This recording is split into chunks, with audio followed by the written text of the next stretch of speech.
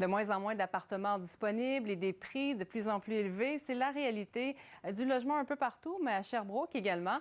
Et dans ce contexte difficile, il y a des solutions qui émergent pour que le droit de se loger soit respecté. Alexis Tremblay. Crise du logement ou non, plusieurs locataires ont besoin d'aide pour se payer un toit. Denise Godbout le constate. Elle travaille dans le milieu communautaire depuis 25 ans. Je n'avais jamais vu ça en 25 ans. Les gens qui sont en détresse, qui cherchent un logement, de dire je ne suis pas capable de me trouver un logement. Est-ce que vous avez un logement?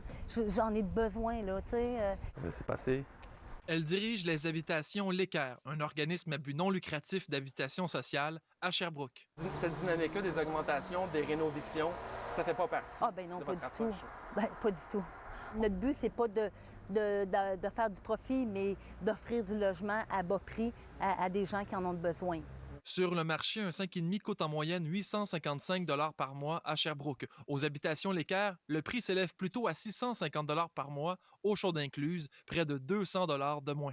Ça change d'ambiance plutôt que d'être vraiment, tu sais, la ceinture serrée puis chacun chez soi. Bien là, OK, on a un peu moins la ceinture serrée. Depuis 4 ans et demi, Ambroise Pellepel habite l'une des 248 unités qui appartiennent aux habitations dans divers sites de la ville. Avec 4 enfants, avec mon revenu qui n'a pas nécessairement augmenté avec la dernière année, parce que là, il y a beaucoup de choses qui ont augmenté, mais pas nécessairement les revenus.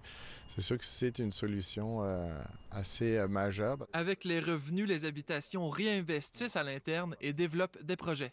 Puis les jardins communautaires, comme on a ici, c'est comme vraiment sur une base totalement volontaire. D'ailleurs, toutes les décisions passent par un conseil d'administration et non par un promoteur privé. Ambroise s'y implique avec Denise. Bien, Denise est déjà une boîte à idées, là, mais on peut en apporter des fois à l'occasion, là. Un autre exemple, grâce à l'initiative pour la création rapide de logements, un programme fédéral, Denise souhaite convertir et rénover un bâtiment plutôt délabré en maison de chambre pour femmes. Il y a quelques maisons de chambre à Sherbrooke. Il n'y en a aucune pour femmes et aucune qui est gérée par un OBNL d'habitation.